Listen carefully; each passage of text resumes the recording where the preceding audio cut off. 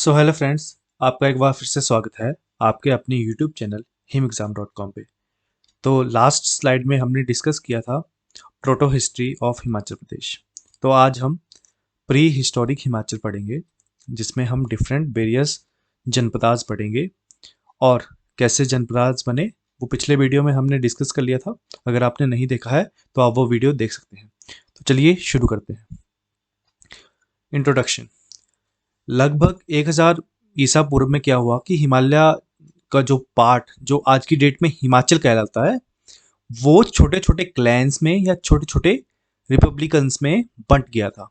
ठीक है, छोटे छोटे गणतांत्रिक जो क्लैंस थे उनमें बंट गया था। तो पाणिनि जो है उन्होंने भी अपने अष्टाध्यायी में इसका क्या किया है, इस चीज को कंफर्म किया है, वेरीफाई किया है लगभग 500 ईसा पूर्व में।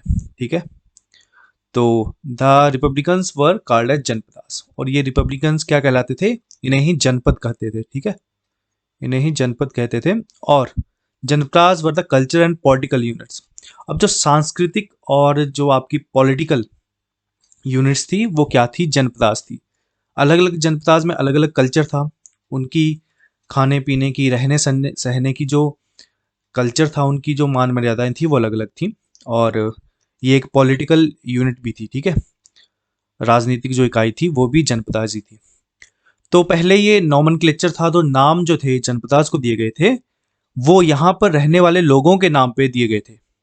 लेकिन धीरे धीरे क्या हुआ कि ये एक स्थानीय इकाइयां बन गई, रीजनल यूनिट्स बन गई, और इनके नाम फिर पक्के हो गए। ठीक है, तो वेरीफाइड बाय पाणिनि, ये चीज का फिर अब पाणिनि ने भी अपने ग्रंथ में क्या किया है, इसको वेरीफाई किया है। ठीक है, कात्यायन जो है उन्होंने दो तरह के जनपदों का वर्णन किया। There are two type of janapadas, एक तो थे डायनेस्ट और एक थे रिपब्लिकन या फेडरल। अब आपको पता होगा कि डायनेस्ट यानी कि राजवंशीय, यानी कि जो राजा है उसका बेटा राजा बनेगा, राजा का बेटा राजा। ठीक है, वो है राजवंशीय। और रिपब्लिकन्स में क्या है कि Himachal janapadas were of this type. Himachal के जो जितने भी जनपद हैं, चारों के चारों जिनका वर्णन महाभारत में है, वो इसी रिपब्लिकन टाइप के थे। और पाणिनि ने इन्हें अयुधजीवी संघ कहा है। अयुधजीवी संघ की ऐसे संघ जो छोटे छोटे और स्टेट से मिलकर बने हुए हैं, तो वो संघ हुए। तो बेसिकली ऐसे संघ जो लड़ाई के बल पे जीते हैं। ठीक है, तो वो हुए आपके अयुधजीवी संघ। तो चलिए नेक्स्ट स्लाइड पे चलते हैं। तो janapadas which were mentioned in Mahabharata are also mentioned by Panini are, जो कि महाभारत में वर्णित है और पाणिनि ने भी जिनका वर्णन किया है। वो कौन कौन से जनपद हैं, एक तो अदुम्बर, त्रिगर्त, कुलूता और कुलिंदा। जो अदुम्बर है वो आपका जो आपका कांगड़ा का लोअर हिस्सा हो गया, और जो पंजाब के कुछ डिस्ट्रिक्ट हो गए, होशियारपुर वगैरह, वो अदुम्बरा में था। त्रिगर्त यानी कि वन ऑफ एंशियंट जो रियासत मानते हैं वो त्रिगर्त थी। वैसे इसमें क्या आ जाता है, आपका कश्मीर आ जाता है, त्रिगर्त आ जाता है, और तीसरे नंबर पे कुल्लू, वो आगे देखेंगे। तो ये बहुत ही प्राचीन, ये तीनों जो जनपदास थे बहुत ही प्राचीन है।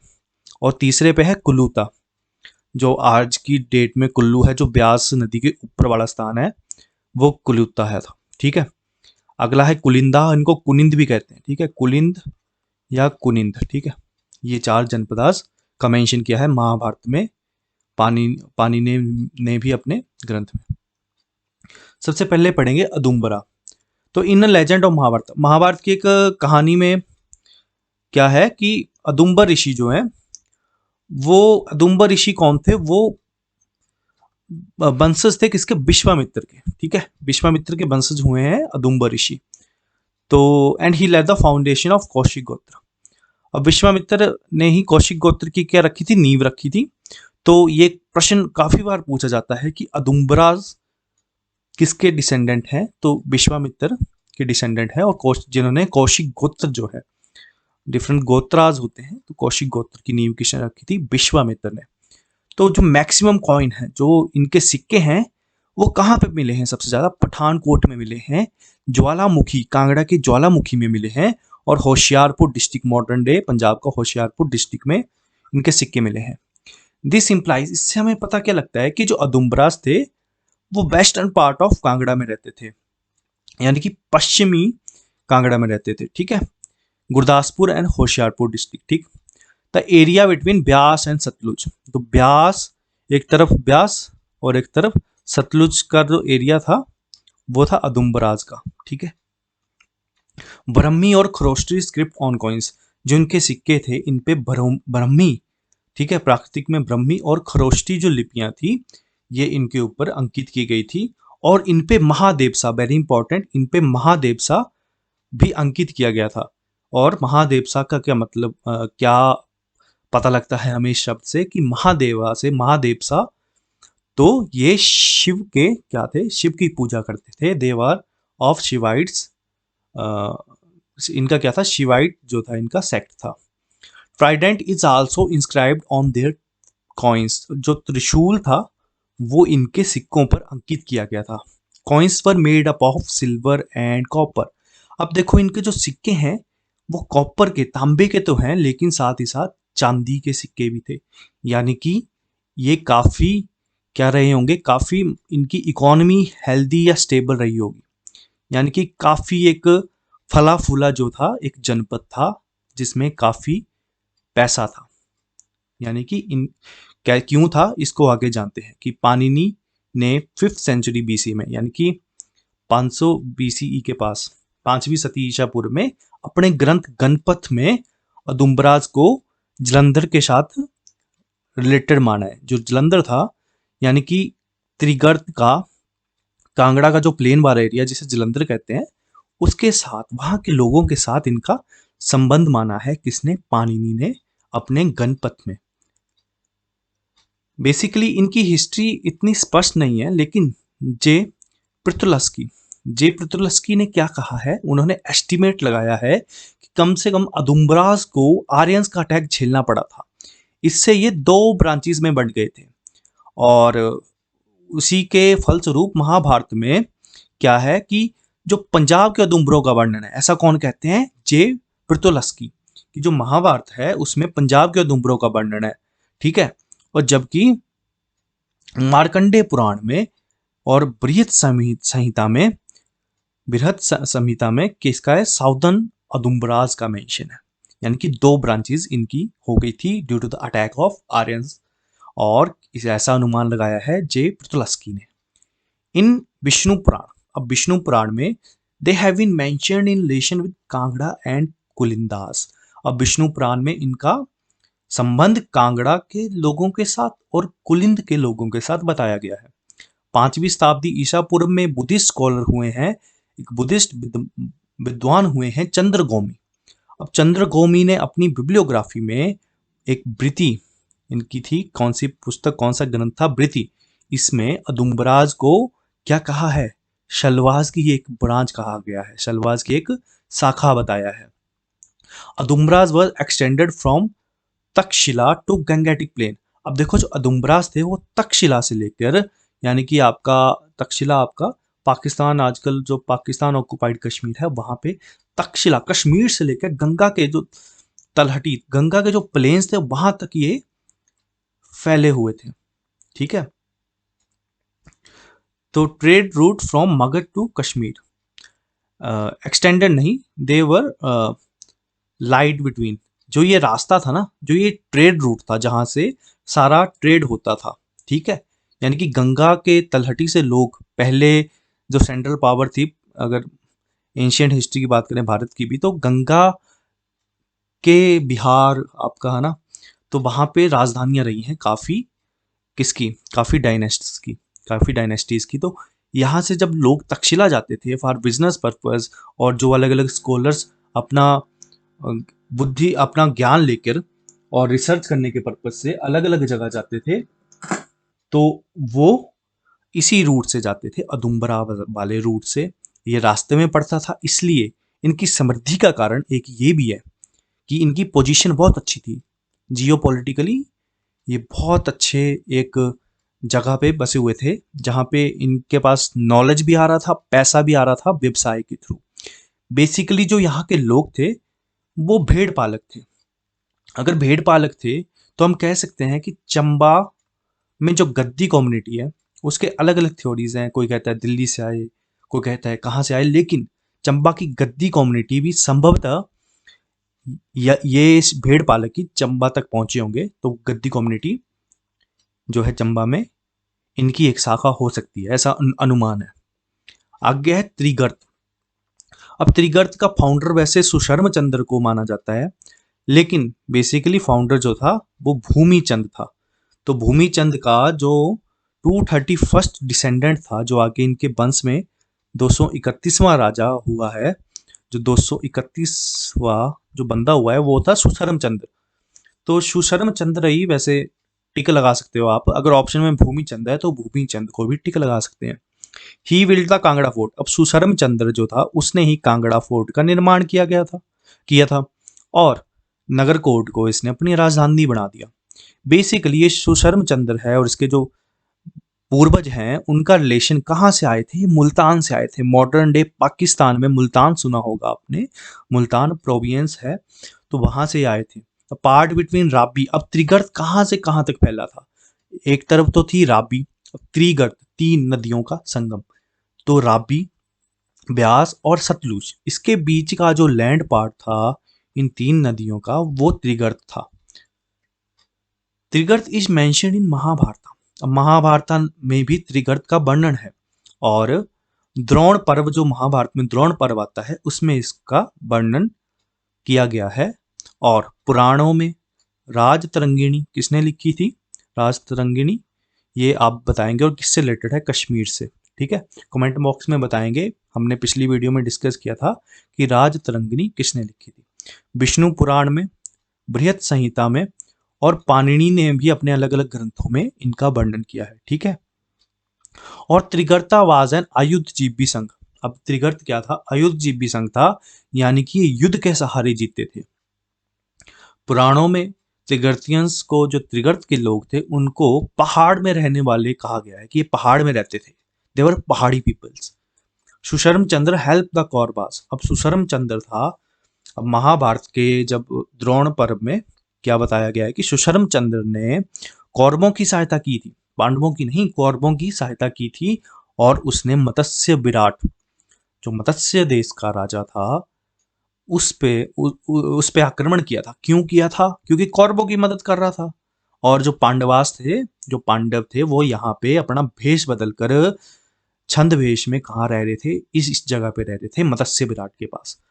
तो सुशर्म चंद्र को पता लग गया, कौरवों ने सहायता मांगी तो सुशर्म चंद्र ने कर दी, उसने अटैक कर दिया पांडवास ने। फिर क्या किया, अर्जुन ने इसको हरा दिया, बुरी तरह परास्त किया, ठीक है, सुशर्म चंद्र को। It is believe that the capital of Matsya Raja was Virat. अब ये भी माना जाता है कि तो मत्स्य राज थे उसकी कैपिटल थी विराटपुर।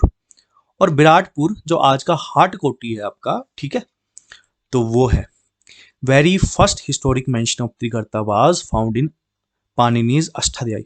अब पाणिनि का जो अष्टाध्यायी है उसमें हिस्टोरिक मेंशन सबसे पहला त्रिगर्त का इसमें ही है, पाणिनि के अष्टाध्यायी में।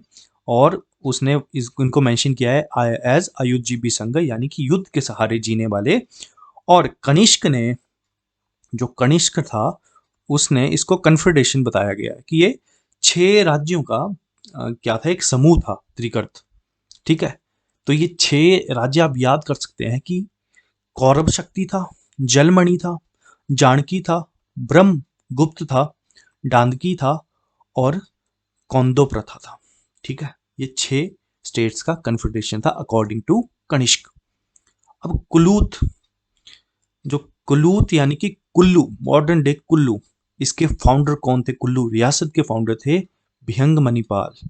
और ये इनका संबंध था प्रयाग इलाहाबाद से। ठीक है, ये प्रयाग से आए थे और इन्होंने यहाँ पे देखा, और यहाँ पे अपनी रियासत की क्या कर दी, स्थापना कर दी। तो कुलूत जो जनपद था वो राबी के ऊपरी जो लैंड वाला पार्ट था वहां पे बसा था। ठीक है, इट वॉज सराउंडेड बाय अदुम्बराज। एक तरफ तो इनके अदुम्बर थे, ठीक है, एक तरफ कौन थे, एक तरफ त्रिगर्त था, ठीक है, और एक साइड इनके था आपका कुलिंद। ठीक है, यहां पे कुलूता लिख दिया है, यहां होगा कुनिंद।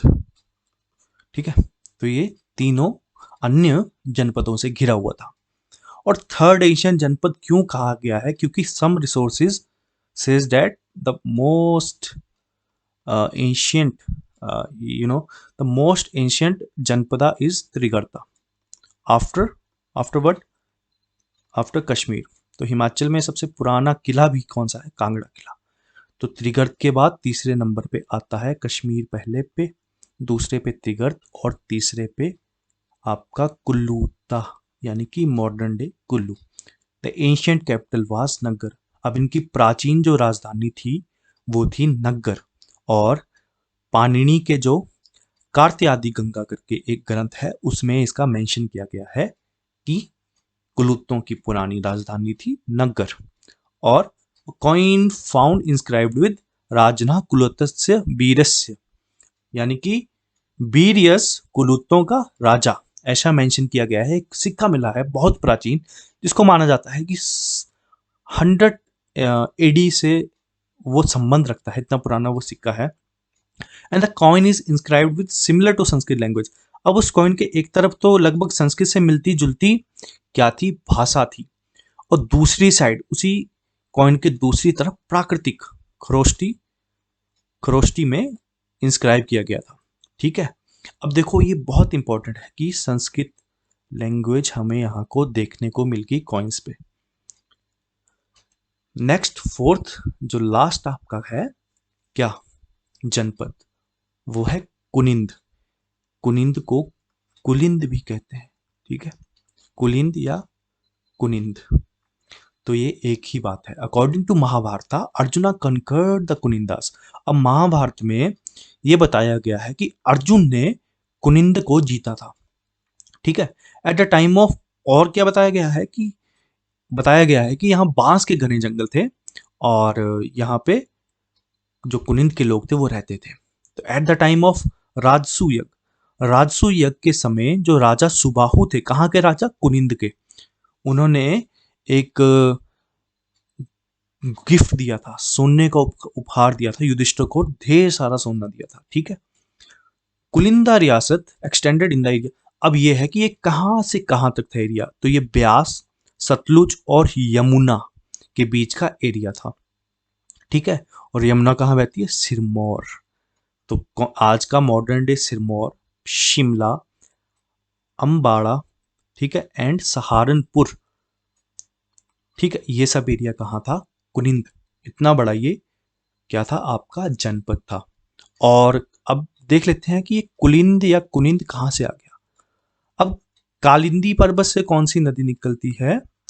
आपकी निकलती है कालिंदी पर्वत से यमुना, यमुनोत्री ग्लेशियर कालिंद पर्वत से। तो इसको कालिंदी भी कह देते हैं। ठीक है, कालिंदी नदी। अब कालिंदी जो प्राचीन इसका नाम है कालिंदी, इसके नाम पे कुलिंद या कुनिंद का नाम पड़ गया होगा। दूसरी बात, यहाँ पे जो बेहड़े के पेड़ होते हैं, बेहड़ा, अब लोकल लैंग्वेज में और हिंदी में भी इसे बेहड़ा ही कहते हैं। तो बेहड़े का जो पेड़ होते हैं वो यहाँ पे अधिकतर थे इस रियासत में। और इस नदी के किनारे जो बेहड़े के पेड़ थे वो बहुत ज़्यादा मात्रा में पाए जाते थे। और टर्मिनेलिया बेलिनीशिया इसका साइंटिफिक नेम है। तो ये बेहड़े के पेड़ थे, इस कारण इसका नाम कुलिंद पड़ गया होगा। ये अलग अलग थ्योरीज हैं। ठीक है, उसी तरह अदुम्बर, अदुम्बर का एक पेड़ होता है, हमने अदुम्बर पढ़ा जनपद, तो आदुम्बर, अदुम्बर का भी पेड़ होता है जिसका आप अचार बनाते हैं।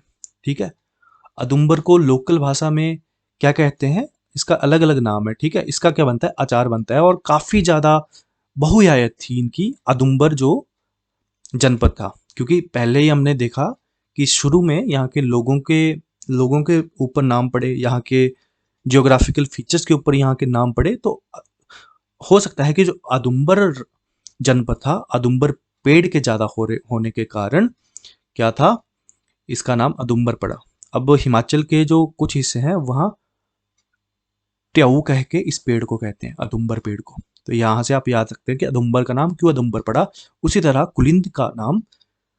कुलिंद या कुनिंद का नाम किसके नाम पे पड़ा? तो ये कुछ थ्योरीज हो सकती हैं।